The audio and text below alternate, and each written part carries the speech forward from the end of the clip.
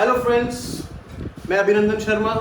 आज मास्टर्स की टीम आपके लिए जनरल पॉलिटी और जनरल अवेयरनेस पे तीसरा टॉपिक लेके आई है, जिसका नाम है silent feature of Indian constitution. Friends, मेरा सेकंड टॉपिक जो था वो फॉर्मेशन ऑफ कॉन्स्टिट्यूशन पिछले सेशन में हमने पढ़ाया आपको, जिसमें हमने आपको बताया कि इंडियन कॉन्स्टिट्यूशन की जो फ्रेमिंग है किस सीक्वेंस में हुई।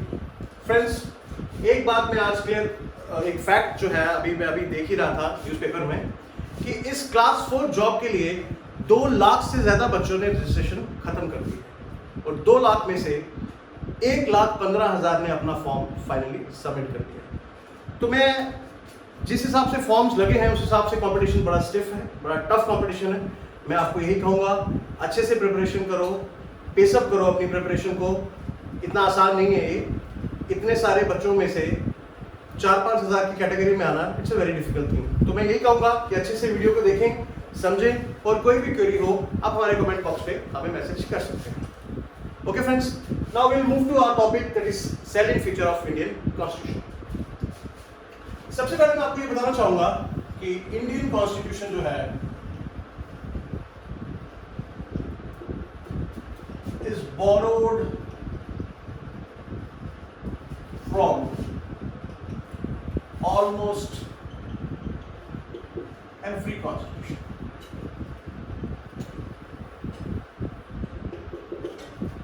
अब एक वर्ड है इसमें, बोरोड। कई लोग इसका क्रिटिसिज्म भी करते हैं कि हमने हमारा कॉन्स्टिट्यूशन जो है वो ऑलमोस्ट सारा बाहर से लिया हुआ है, लेकिन मैं बोरोड की जगह एक वर्ड और यूज किया जाता है, दैट इज रैंसम। इसका मतलब यह है कि हमने सारे वर्ल्ड के, जब हमने कॉन्स्टिट्यूशन बनाया उस समय के जितने भी इंपॉर्टेंट कॉन्स्टिट्यूशन थे, हमने सबको रीड किया और हमारी टाइम और स्पेस के अकॉर्डिंगली,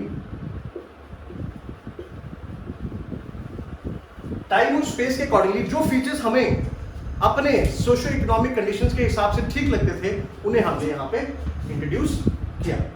सो मैं ये बता सकता हूँ कि बेशक हमारा कॉन्स्टिट्यूशन जो है वो बोरोड है काफी सारे कॉन्स्टिट्यूशन से, लेकिन स्टिल जब इसकी प्रॉपर एक फॉर्म आई तो उसमें ऐसे कई फीचर्स थे जो बाकी डेवलप कंट्रीज के कॉन्स्टिट्यूशन से बेटर रहे, अच्छे रहे, और उनका एक अलग फीचर जो था वो पूरे वर्ल्ड में दिखना शुरू हो गया।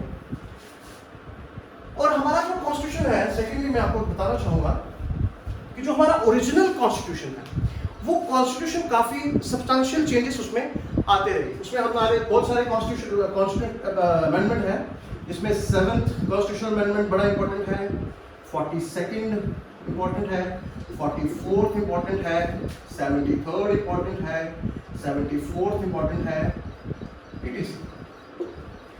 अब इसमें जो बहुत से इंपॉर्टेंट कॉन्स्टिट्यूशनल अमेंडमेंट एक्ट है जिस पे हमने ज्यादा फोकस करना है, आपको बताता हूं। सबसे पहले 42nd कॉन्स्टिट्यूशनल अमेंडमेंट एक्ट, इसे हम मिनी कॉन्स्टिट्यूशन भी कहते हैं।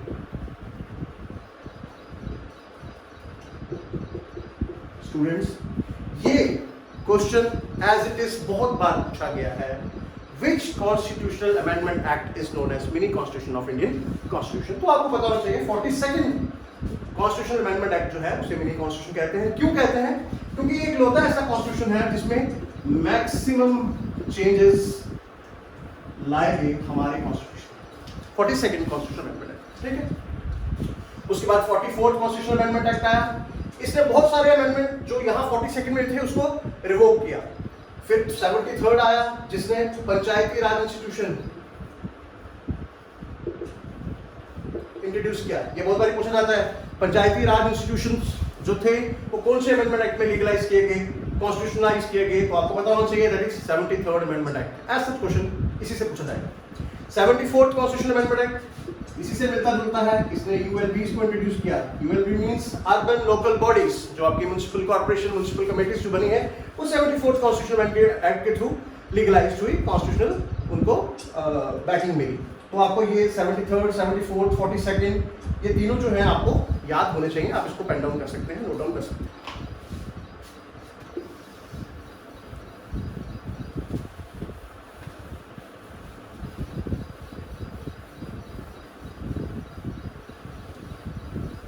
ओके स्टूडेंट्स, उसके बाद हम आते हैं salient feature of Indian constitution में। मैंने बोर्ड के लेफ्ट साइड में लिखे हुए हैं सारे,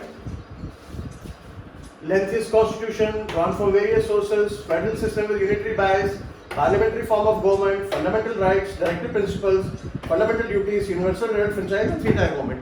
अब हम इन सब 9 के 9 फीचर्स को मैं यहाँ पे सीक्वेंस वाइज आपको एक्सप्लेन करूँगा। तो हम सबसे पहला वाला ले लेते हैं, that is lengthiest written constitution.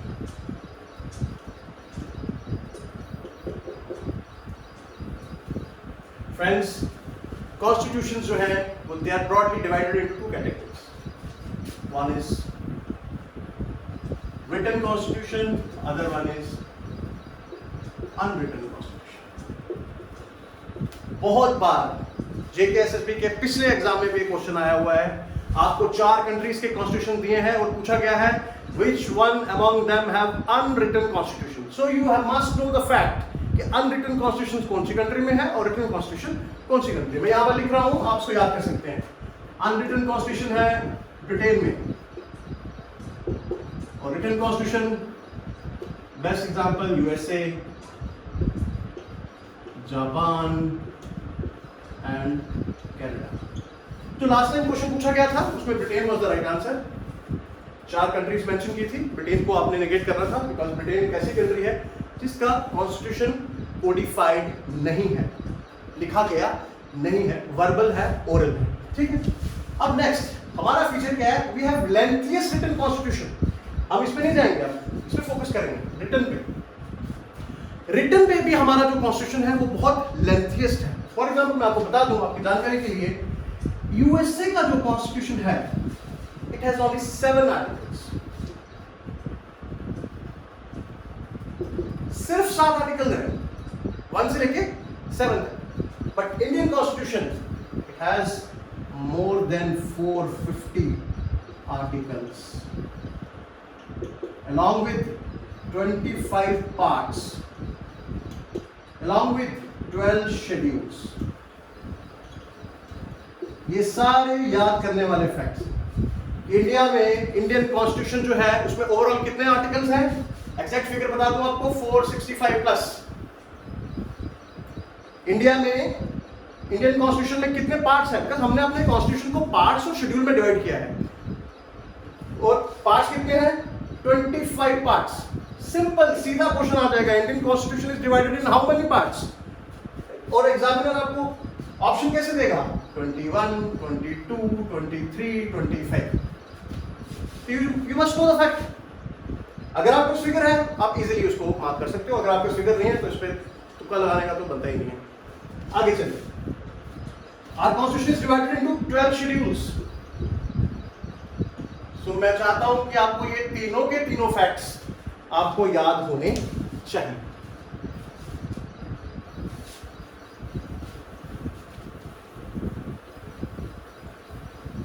उसके बाद ये आता है कि रीजन क्या है कि हमारा कॉन्स्टिट्यूशन इतना लेंथियस क्यों है। अगर बाकियों के अमेरिकन कॉन्स्टिट्यूशन में सिर्फ 7 आर्टिकल है, इंडियन कॉन्स्टिट्यूशन में इतना बल्कि कॉन्स्टिट्यूशन कैसे बन गया, उसका रीजन देखिए क्या है। पहला रीजन ये है हमारा ज्योग्राफिकल वास्टनेस। इंडिया एक पूरा सब कॉन्टिनेंट की तरह है, जिसका नॉर्थ रीजन कश्मीर से लेके साउथ रीजन कन्याकुमारी तक है। उस हिसाब से हमारी ज्योग्राफी जो है वो बहुत वेरीड है, बहुत इसमें बड़ी सारी यूनिटी इन डाइवर्सिटी का कंसेप्ट आपको पता होगा। डिफरेंट डाइवर्सिटीज जो है हमारे इस ज्योग्राफिकल एंटिटी में रहती हैं, उन सब की एस्पिरेशंस को देखते हुए इंडियन कॉन्स्टिट्यूशन जो है वो बड़ा लेंथी और बल्कि होगा। Second thing, historical influence. Students आपको पता होगा कि जितने भी एक्ट्स या कमीशंस या कमेटीज जो ब्रिटेन के टाइम पे ब्रिटिश मतलब प्री इंडिपेंडेंस जो भी आई, उसमें एक ऐसा एक्ट था, that was government of India act 1935। ये आपने याद रखना है कि बड़ा इंपॉर्टेंट एक्ट है। आज़ादी से पहले मोस्टली जो हमारी जो गवर्नेंस थी वो इसी एक्ट के थ्रू, तो हम जो थे हमारी गवर्नेंस इसी एक्ट के थ्रू चल रही थी। तो हुआ क्या कि जब हम देश आज़ाद हुआ उसके बाद भी इस एक्ट का हमारे फ्रेमवर्क, कॉन्स्टिट्यूशन फ्रेमवर्क में बड़ा इन्फ्लुएंस रहा। तो ये itself was a very bulky 1935 act was itself it was a very bulky document. इसका ऐसा इन्फ्लुएंस रहा कि हमारा कॉन्स्टिट्यूशन ऑटोमेटिकली बढ़ता गया और ये एक बल्की शेप ले गया। थर्ड वन, हमारे कॉन्स्टिट्यूशन में मोस्टली लीगल ल्यूमिनरीज का ज्यादा बोलबाला था, इनकी डोमिनेंस थी। अगर आप जानते हो तो जितने भी हमारे ज्यादा फ्रीडम फाइटर्स थे वो मोस्टली जो थे वो लीगल बैकग्राउंड से थे। दे वर एडवोकेट, बैरिस्टर, कोई बाहर से पढ़ के आया था, कोई यहीं से किए थे। दे वर जितने भी वो, आप मोतीलाल नेहरू देख लीजिए, जवाहरलाल नेहरू देख लीजिए, बाल गंगाधर तिलक देख लीजिए, ये मोस्टली जितने भी हमारे फ्रीडम फाइटर्स थे, गांधी जी देख लीजिए, ये सारे के सारे लीगल बैकग्राउंड से बिलोंग करते थे। इनका डोमिनेंस इतना ज्यादा था कि जिसने हमारे रिटन कॉन्स्टिट्यूशन में कहीं ना कहीं इन्फ्लुएंस किया। उसके बाद लास्ट जो ऑप्शन है इसका वो है सिंगल कॉन्स्टिट्यूशन।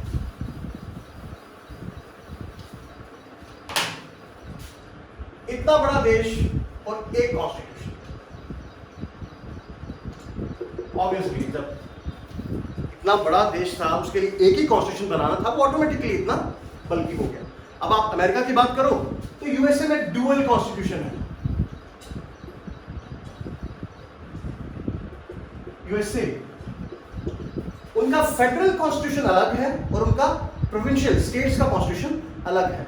इसलिए उनके फेडरल कॉन्स्टिट्यूशन, डुअल कॉन्स्टिट्यूशन होने के कारण उनका जो स्प्रेड है या उनका जो डॉक्यूमेंटेशन है, कोडिंग जो है वो बड़ी छोटी है, वो सिर्फ 7 ही आर्टिकल में लिमिटेड है। होप सो आपको पता चल गया होगा कि क्या मेजर रीजन थे जिसकी वजह से हमारा कॉन्स्टिट्यूशन जो था रिटन कैटेगरी में सबसे लेंथी हो गया। One is geographical veracity, that is diversity बहुत ज्यादा थी। Second is historical influence, government of India act 1935, it was itself for a bulky document. Legal luminary dominance, सारे के सारे वकील लोग थे, आपको पता ही है। उसके बाद single constitution, that was also one of the main reason why our constitution was one of the lengthiest written constitution of the world. Okay students, now we'll go to second part.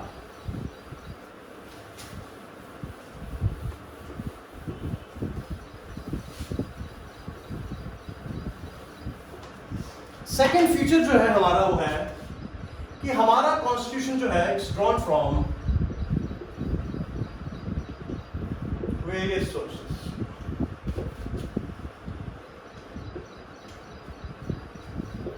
Students, ये वाले topic में जितने भी points मैं अब लिखूंगा वो सारे फैक्ट्स नोन होंगे, आपको उसको अच्छे से रिमेंबर करना पड़ेगा।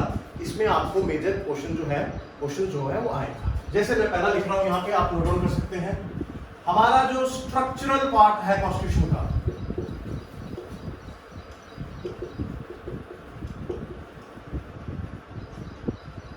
Structural part of the constitution we have borrowed from government of India act 1935। 1935 का जो गवर्नमेंट ऑफ इंडिया एक्ट था वहां से हमने लिया structural part of the constitution. उसके बाद मैं यहां कंट्रीज लिख रहा हूं, साथ में यहां लिख दूंगा कि क्या क्या चीज हमने वहां से फॉलो की। सबसे पहले लिखूंगा ब्रिटेन, उसके बाद यूएसए, ऐसा आगे चलते हैं। पहले ब्रिटेन देख लेते हैं। ब्रिटेन से हमने क्या क्या लिया? सबसे पहले लिया हमने parliamentary form of code.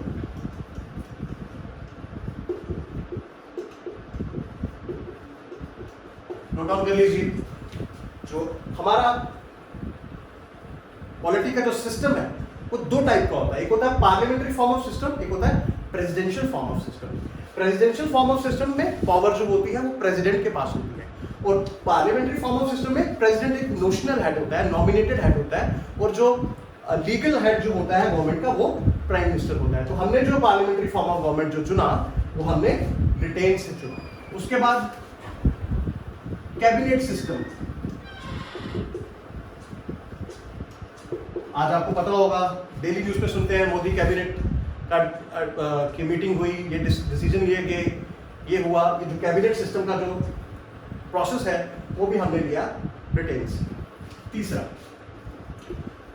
Prerogative Ritz, आपको पता होगा आर्टिकल 32 में हमारे काफी सारी रिट्स दे रखी हैं।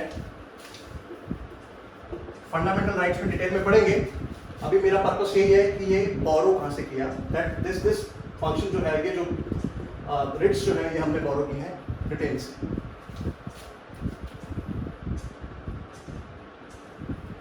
उसके बाद आ जाइए यूएसए। जो यूएसए है, यूएसए से हमने लिया है फंडामेंटल राइट्स। आपके कॉन्स्टिट्यूशन के पार्ट 3 में जो फंडामेंटल राइट्स मेंशन है वो हमने कहां से अडॉप्ट किए हैं, यूएसए से। उसके बाद जुडिशियल रिव्यू, आर्टिकल 13 और आर्टिकल 226 के अंडर जो आते हैं वो हमने लिए हैं यूएसए से। उसके बाद post of vice president, vice president की पोस्ट जो है हमने यूएसए से बोरो करी है। होप सो आपने ये उतार लिया होगा।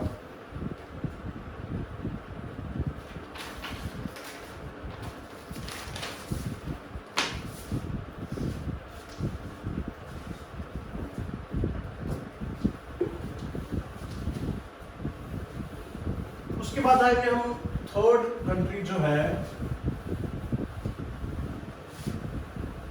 That is Canada. कनाडा से हमने अपने यूनिटरी फीचर लिए, यूनिटरी फीचर लिया हमने। सबसे मेन इंपॉर्टेंट कौन सा है इसमें, that is strong centre. Second, residuary power to centre, दो। और तीसरा, अपॉइंटमेंट ऑफ गवर्नर। ये तीनों चीजें हमने कहां से ली है, कनाडा से। यूनिटरी फीचर क्यों बोला जा रहा है, स्ट्रॉन्ग सेंटर, सारी पावर्स जो है वो ज्यादा पावर्स किसके पास है, सेंट्रल गवर्नमेंट के पास। सेकंड, रेजिडुअरी पावर जो है मोस्टली हमारी किसके पास है, सेंट्रल गवर्नमेंट के पास। और जो गवर्नर की अपॉइंटमेंट होती है वो भी हमने फीचर कनाडा के कॉन्स्टिट्यूशन से बोरो किया है। फोर्थ नंबर हम आ जाएंगे वेमार कॉन्स्टिट्यूशन।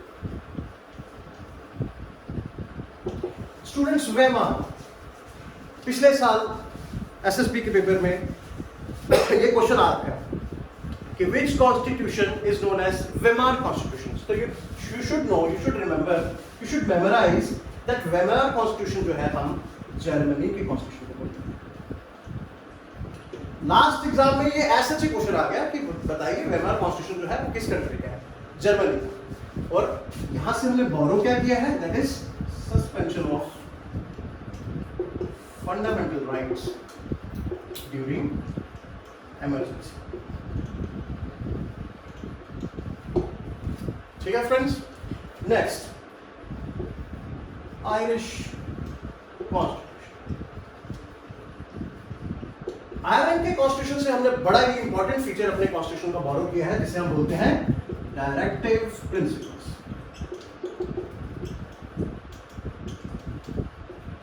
और ये आयरिश कॉन्स्टिट्यूशन ने कहां से बोरो किया था, इन्होंने बोरो किया था स्पेन से। तो आपको ये याद होना चाहिए। कई बार ऐसा होता है एग्जामिनर आयरिश वर्ड नहीं यूज करेगा, आयरलैंड वर्ड यूज नहीं करेगा, एग्जामिनर स्पेन यूज कर देगा। तो अगर आपने बुक्स में पढ़ा होगा, वहां लिखा होगा कि दिस फीचर जो है डायरेक्टिव प्रिंसिपल्स का, we have borrowed from Irish constitution. But आपने अगली लाइन नहीं पढ़ी होगी कि आयरिश कॉन्स्टिट्यूशन जो है उसने इसको स्पेन से बोरो किया। तो कभी कभार एग्जामिनर आयरिश का वर्ड का इस्तेमाल नहीं करेगा, सीधा स्पेन करेगा। तो आपको इसका राइट आंसर जो है वो स्पेन लगाना है। होप सो आपको ये पता चल गया होगा।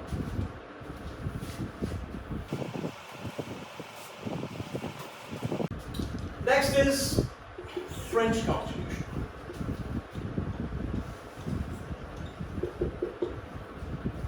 French Constitution से जो हमारे फीचर्स हैं मेन, वो है idea of liberty, equality and fraternity. ये तीनों के तीनों आइडियल्स जो है हमारे प्रीएम्बल में मेंशन कर रखे हैं। ये हमने बोरो किया है फ्रेंच कॉन्स्टिट्यूशन से। फ्रेंच रेवोल्यूशन हुआ था। फ्रेंच रेवोल्यूशन के बाद ये 3 आइडियल्स जो थे वो इंट्रोड्यूस किए गए थे। उसके बाद ये आइडियल्स जो है आज के टाइम पे मेजर डेमोक्रेटिक नेशंस के कॉन्स्टिट्यूशंस में इम्बाइंड है, that we have to give liberty, equality and fraternity to our all citizens. Next is USSR. USSR से हमने लिया आइडियल्स ऑफ जस्टिस। कौन कौन सी justice? Economic justice, political justice and social justice. Means justice का concept जो है वो हमने फॉलो किया है यूएसएसआर कॉन्स्टिट्यूशन से, जो कि राइट नाउ जो रशिया कहलाया जाता है, प्लस यूएसएसआर 1989 में डिसइंटीग्रेट हो गया। ठीक है, लास्ट वन है हमारा Australian constitution. Students, Australian constitution से हमने लिया कॉन्करेंट लिस्ट।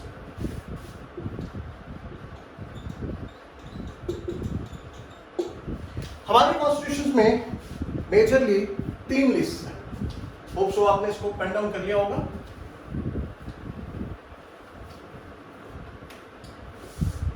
कॉन्स्टिट्यूशन को 3 लिस्ट में डिवाइड किया गया है। एक है स्टेट लिस्ट, एक है यूनियन लिस्ट और एक है concurrent list. Students, state list में सिर्फ स्टेट लेजिस्लेटिव और एग्जीक्यूटिव जो है, स्टेट लेजिस्लेटिव जो है वो लेजिस्लेट कर सकते हैं। आपको पर्टिकुलर सेट ऑफ कॉन्स्टिट्यूशन में पावर्स को डिवाइड किया गया है। स्टेट लिस्ट में सिर्फ स्टेट लायबल है अमेंडमेंट के लिए और इनको इम्प्लीमेंटेशन के लिए।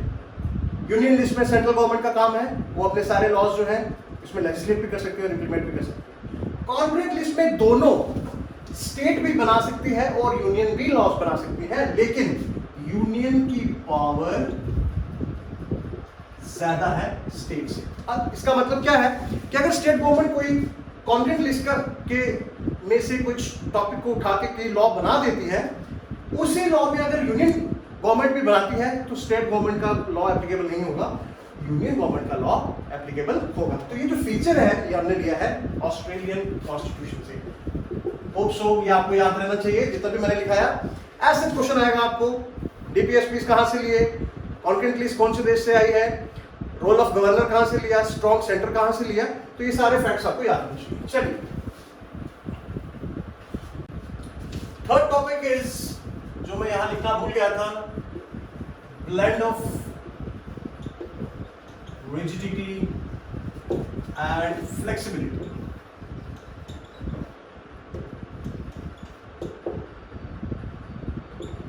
स्टूडेंट्स, कॉन्स्टिट्यूशन जो है वो 2 टाइप के हैं, एक है रिजिड कॉन्स्टिट्यूशन और दूसरा है फ्लेक्सिबल कॉन्स्टिट्यूशन।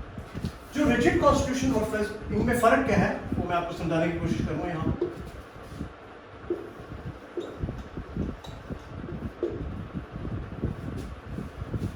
रिजिड कॉन्स्टिट्यूशन वो कॉन्स्टिट्यूशन है जिन्हें अमेंडमेंट के लिए स्पेशल प्रोसीजर की जरूरत है, और यहां पे नो स्पेशल ऑर्डिनरी प्रोसीजर। अब यहां एक वर्ड आ रहा है अमेंडमेंट, इसके बारे में मैं आपको थोड़ा सा समझाना चाहता हूं कि अमेंडमेंट क्या होता है।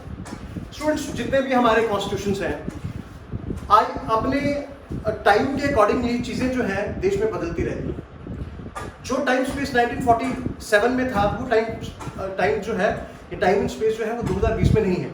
तो लोगों की एस्पिरेशंस को फुलफिल करने के लिए हमारा कॉन्स्टिट्यूशन हमें एक अधिकार देता है कि हम टाइमली उसमें कोई अपने वेरिएशन जो लाना चाहते हैं वो हम ला सकते हैं। उस वेरिएशंस को, जो सब्सटेंशियल चेंज होते हैं, जो वेरिएशंस होते हैं, अपने सोशियो इकोनॉमिक कंडीशंस को देखते हुए, कल्चरल ज्योग्राफिकल सिचुएशंस को देखते हुए हम अपने कॉन्स्टिट्यूशन में बदलाव ला सकते हैं। उन बदलाव को हम बोलते हैं, बदलाव के प्रोसेस को हम बोलते हैं अमेंडमेंट। इन्हीं अमेंडमेंट के थ्रू हम अपने कॉन्स्टिट्यूशन में नई चीजें ऐड भी करते हैं और पुरानी आउटडेटेड चीजें बाहर भी निकालते हैं। अब कॉन्स्टिट्यूशन को अमेंडमेंट करने का तरीका कैसा है? कुछ कॉन्स्टिट्यूशंस में अमेंडमेंट का तरीका बड़ा रिजिड है और कुछ कॉन्स्टिट्यूशन में अमेंडमेंट का तरीका बड़ा फ्लेक्सिबल है। तो उसी आधार पे हमने कॉन्स्टिट्यूशन को रिजिडिटी और फ्लेक्सिबिलिटी के आधार पे हमने इसको डिवाइड किया हुआ है। तो रिजिड कॉन्स्टिट्यूशन जिसमें स्पेशल प्रोसीजर्स चाहिए और फ्लेक्सिबल जिसमें ऑर्डिनरी प्रोसीजर्स चाहिए। लेकिन इंडियन कॉन्स्टिट्यूशन ऐसा नहीं है। इंडियन कॉन्स्टिट्यूशन जो है इज ब्लेंड ऑफ बोथ। इसका मतलब ये है कि हमें अगर इंडियन कॉन्स्टिट्यूशन को अमेंडमेंट करना है, इसमें कुछ बदलाव लाने हैं, तो हमारे पास दो तरीके हैं। एक थ्रू स्पेशल प्रोसीजर्स, मतलब कुछ ऐसे आर्टिकल्स होंगे जिन्हें अमेंडमेंट करने के लिए हमें रिजिड तरीका कॉन्स्टिट्यूशन ने मेंशन किया, जिसमें हमें स्पेशल प्रोसीजर्स का इस्तेमाल करना पड़ेगा। और कुछ ऐसे होंगे जो हमारे सिंपल ऑर्डिनरी प्रोसीजर से हो जाएंगे। अब इसमें मैं आपको ये समझाना चाहता हूं कि स्पेशल प्रोसीजर्स में किस तरीके से और ऑर्डिनरी प्रोसीजर से किस तरीके से कॉन्स्टिट्यूशन को अमेंड किया जाता है। Student, special procedures demands special majority और ऑर्डिनरी प्रोसीजर्स में सिंपल मेजॉरिटी से अमेंडमेंट पास हो जाता है। स्पेशल मेजॉरिटी में हमारे पास दो हैं, आप उसका आर्टिकल याद रख लीजिए। स्पेशल मेजॉरिटी आर्टिकल 368 के अंदर आता है, इसमें हमने कॉन्स्टिट्यूशन को चेंज करना है। इसमें दो तरीके के हैं स्पेशल मेजॉरिटी के। पहला, 2/3 of present and voting and 50% of the total strength of the house. यह है पहला प्रोसीजर, जिसमें सबसे पहले 50% से ज्यादा आपके हाउस की स्ट्रेंथ जो है वो उस समय प्रेजेंट होनी चाहिए। मान लो आपके अगर 400 मेंबर्स हैं एक हाउस में, तो 400 में से 200 उस दिन हाउस में प्रेजेंट होने चाहिए। अब इन 200 में से, 200 नहीं 201, 50 से मोर देन 50, 200 प्लस 201। अब इन 201 में से 2/3 से जो वोटिंग होगी उसमें वो प्रोसीजर जो है अमेंडमेंट हो जाएगा। और दूसरा, इसी में दूसरा तरीका है सेम यही वाला, plus ratification of half of the states. Pass इसी तरीके से होगा, जो अमेंडमेंट बिल आपका पास हुआ वो फिर स्टेट्स को भेजा जाएगा, और total number of the state जो हमारी है, अगर उसमें से आधी स्टेट्स ने इसको पास कर दिया तो वो अमेंडमेंट जो है ऑटोमेटिकली पावर में आ जाएगा। ये दो आएंगे हमारे आर्टिकल 368 के अंदर, that is special majority. Simple majority बिल्कुल सिंपल, जितने लोग आए हैं उसकी मेजॉरिटी ने अगर वोट डाल दिया तो बिल पास हो गया। That is very simple. आप मान लो 100 लोग आए हैं, 51 ने वोट डाल दिया, खत्म बात। इसमें कोई स्पेशल प्रोसीजर का इस्तेमाल करना इसमें जरूरत नहीं है। और ये सिंपल प्रोसीजर जो है वो आर्टिकल 368 में नहीं आते हैं, ये आपको याद रखना। अगर कल को क्वेश्चन आ जाता है कि article 368 involves which type of amendments, तो इसमें ये दो ही आते हैं, that is special procedures, 2/3 of the present voting with plus ratification of half of the state. Simple procedure जो है आर्टिकल 368 के अंदर नहीं आता है। या आने वाले लेक्चर्स में मैं डिटेल में समझाऊंगा।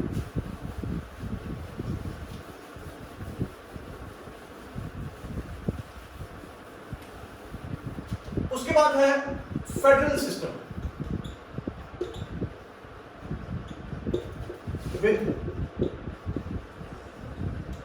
Unitary base.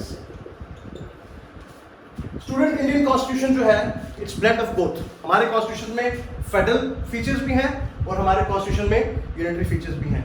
अब पेपर में सवाल किस बेसिस पे पूछा जाता है कि आपको पूछा जाएगा कि फेडरल टाइप ऑफ गवर्नमेंट के फीचर कौन कौन से होते हैं, वो आपको मेंशन किए होंगे, आपको टिक करना है। या यूनिटरी टाइप ऑफ गवर्नमेंट के फीचर्स कौन कौन से होते हैं वो आपको वहां से ढूंढने पड़ेंगे ऑप्शन पे। तो मैं इस पे आपको दोनों के दोनों फीचर्स यहाँ पे दिखा देता हूँ। फेडरल सिस्टम पहले देख लीजिए। फेडरल सिस्टम में दो गवर्नमेंट होनी चाहिए। आपके यहाँ दो गवर्नमेंट्स हैं, आपको पता है, एक सेंट्रल गवर्नमेंट, दूसरी स्टेट गवर्नमेंट। दूसरी चीज बाइकैमरलिज्म होना चाहिए।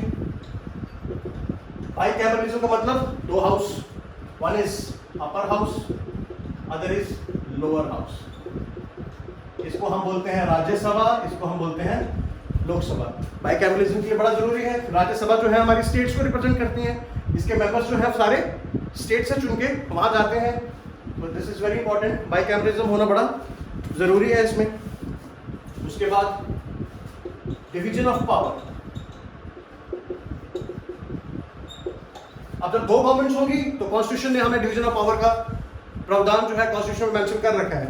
आपको पर्टिकुलर पहले ही पावर्स को डिवाइड करके दे दिया है कि कौन सी पावर जो है स्टेट एडेयर करेगी, कौन सी पावर जो है जिसमें सेंटर जो है अपनी उसकी सेंटर की जो है इन्वॉल्वमेंट रहेगी। तो division of power is one of the main feature of federal system. उसके बाद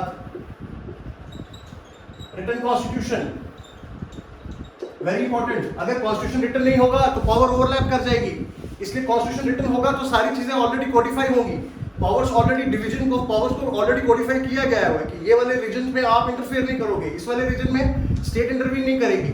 अगर रिटन नहीं होगा तो जो आदमी बैठा होगा वहां पे वो कभी भी अब उस पावर को ओवरलैप कर सकता है, जो किसी कारण जो हमारे 3 पिलर्स हैं डेमोक्रेसी के वो कभी भी शैकल हो सकते हैं, हिल सकते हैं। इसलिए written constitution is also very must, ये it's a feature of federal system.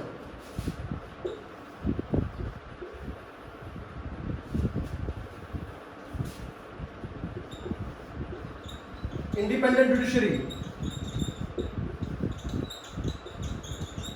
Independent judiciary is also a feature of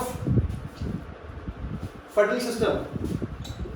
और रिजिड कॉन्स्टिट्यूशन जो मैंने आपको पीछे पढ़ाया, अगर कॉन्स्टिट्यूशन रिजिड नहीं होगा तो जो भी सरकार में बैठा होगा वो कभी भी कॉन्स्टिट्यूशन के प्रोविजंस को चेंज कर सकता है और पावर को अब दूसरे की पावर में इंटरवीन कर सकता है। ये भी इसलिए फीचर फेडरल सिस्टम में डाला गया है। ये सारे फीचर जो है इंडियन कॉन्स्टिट्यूशन में है, ये आपको सारे के सारे पता होना चाहिए। सेकंड, यूनिटरी फीचर कौन कौन से हैं हमारे कॉन्स्टिट्यूशन में? सबसे पहला स्ट्रॉन्ग सेंटर। आपको पता है कि हमारे जो गवर्नमेंट है, सेंट्रल गवर्नमेंट जो है वो सबसे ज्यादा पावरफुल है। क्यों? क्योंकि सेंट्रल गवर्नमेंट के पास सारी रेसिडुअल पावर्स है। जो रेसिडुअरी पावर्स है वो कहाँ है? सेंटर के पास। पर बेटे यूएसए में ऐसा नहीं है। यूएसए में रेसिडुअरी पावर्स जो है वो स्टेट्स के पास है, लेकिन कनाडा और इंडिया में क्या है, सेंटर जो है वो स्ट्रॉन्ग बनाया गया है, इसलिए हमने इसको यूनिटरी बायस में डाला हुआ है। फेडरल स्ट्रक्चर होने के बावजूद भी हमारे पास कुछ ऐसे फीचर हैं जो यूनिटरी फीचर ऑफ कॉन्स्टिट्यूशन को अडेयर करते हैं। उसमें सबसे पहला आ गया स्ट्रॉन्ग सेंटर, सेकंड आ गया आपका सिंगल सिटीजनशिप। पहले था 2 सिटीजनशिप थी, एक एक्सेप्शन थी सिटीजनशिप में, दैट वाज जेएंडके की सिटीजनशिप अलग। लेकिन अब रीऑर्गेनाइजेशन एक्ट जो आया 5 अगस्त 2020 में, उसने एक्सेप्शन जो था जेएंडके का वो खत्म कर दिया। Now all over India we have a single citizenship, और ये सिंगल सिटीजनशिप जो है वो यूनिटरी फीचर, कॉन्स्टिट्यूशन का एक यूनिटरी फीचर है। उसके बाद फ्लेक्सिबिलिटी ऑफ कॉन्स्टिट्यूशन। बहुत सारे ऐसे प्रोविजन है कॉन्स्टिट्यूशन में जो ऑर्डिनरी लॉ से हम ऑर्डिनरी प्रोसीजर से उसको अमेंडमेंट कर सकते हैं। That's a feature of unitary bias. और last is post of government. मैं चाहता हूं कि आप एज सच ही इनको याद करें। स्टूडेंट्स, आज के लेक्चर में मैंने आपको 4 बेसिक इंपॉर्टेंट फीचर कॉन्स्टिट्यूशन के आपको डिटेल में पढ़ा दिए हैं।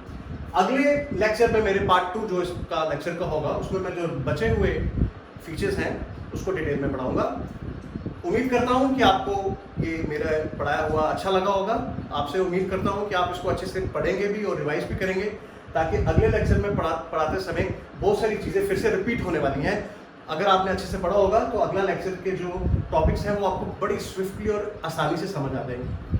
अगर आपको मेरा वीडियो अच्छा लग रहा है तो प्लीज़ सब्सक्राइब करें, शेयर करें, लाइक करें, और मास्टर्स की टीम का मोरल इसी तरीके से बढ़ाते रहें। हम आगे आपके लिए और मेहनत करके अच्छे से अच्छे वीडियोस जो हैं आपके लिए पोस्ट करेंगे। Thank you.